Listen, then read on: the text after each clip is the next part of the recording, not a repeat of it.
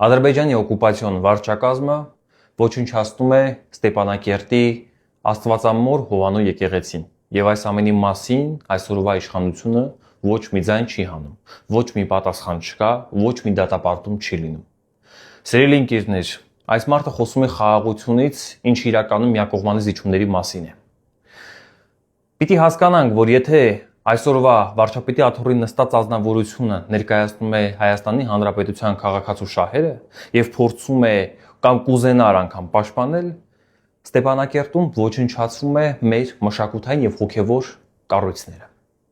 Գոնե կարելի է ցույց տալ քո թուլությունը եւ ասել, որ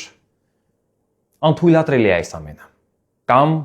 ուղղակի դատապարտում ենք, չենք ընդունում նման մի բան։ Հասկանում եք, որ այս մարդը կամ պայմանավորված է, կամ թույլ է իր տեսակով։ Ով չի կարողանում պաշտպանել հայ ժողովրդին, հայ ժողովրդի հոգևոր եւ մշակութային կառույցները, ժառանգությունը, հստակ երևում է, որ այս մարդը իր տեսակով թույլ է եւ չի կարողանում պաշտպանել Հայաստանի Հանրապետության շահերը։ Հակառակ դեպքում ինչ պիտի լինի։ Մենք պիտի փոխենք այսօրվա վարչապետի աթոռին նստած ազնվորությանը, փոխենք իր ձախողակ կերպարը, իր թույլ կերպարը,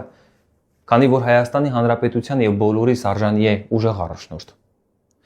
Պիտի փոխենք եւ փոփոխությունը հնարավոր է միայն Սամվել Կարապետյանի հետ։ Պիտի ունենանք ուժեղ Հայաստան։ Ուժեղ եղեք։